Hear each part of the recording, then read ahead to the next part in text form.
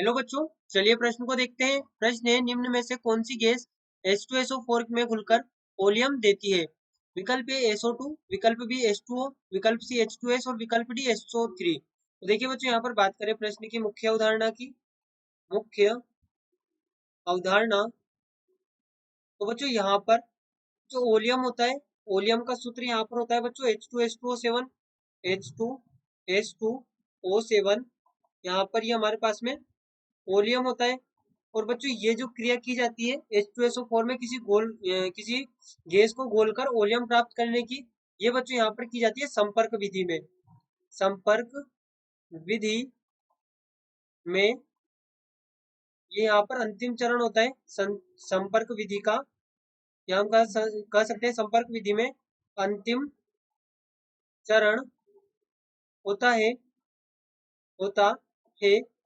तो बच्चों यहाँ पर देखिए, बात करें हम संपर्क विधि की, तो संपर्क विधि में क्या होता है, सबसे पहले यहाँ पर जो सल्फर ठोस होता है, सल्फर ठोस को बच्चों यहाँ पर बदला जाता है सल्फर गैस में बदला जाता है इसे 450 डिग्री सेंटीग्रेड पर गर्म करके। उसके पश्चात बच्चों यहाँ पर जो सल्फर गैस है, इसकी क्रिया की जाती है यहाँ पर ऑक्सीजन के साथ, और ऑक्सीजन के साथ इसकी क्रिया करके इसको यहाँ पर सल्फर डाइऑक्साइड में बदला जाता है। और सल्फर डाइऑक्साइड की बच्चों यहाँ पर क्रिया की जाती है, यहाँ पर ऑक्सीजन से फिर से इसे क्रिया करवाया जाता है, जिससे यहाँ पर सल्फर ट्राइऑक्साइड प्राप्त होता है। यहाँ पर सल्फर ट्राइऑक्साइड बच्चों हमें प्राप्त होता है।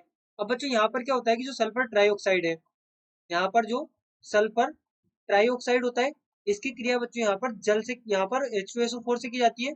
ये यहाँ पर गैस, इसकी क्रिया जब H2SO4 से की जाती है तो यहाँ पर हमें ओलियम प्राप्त होता है।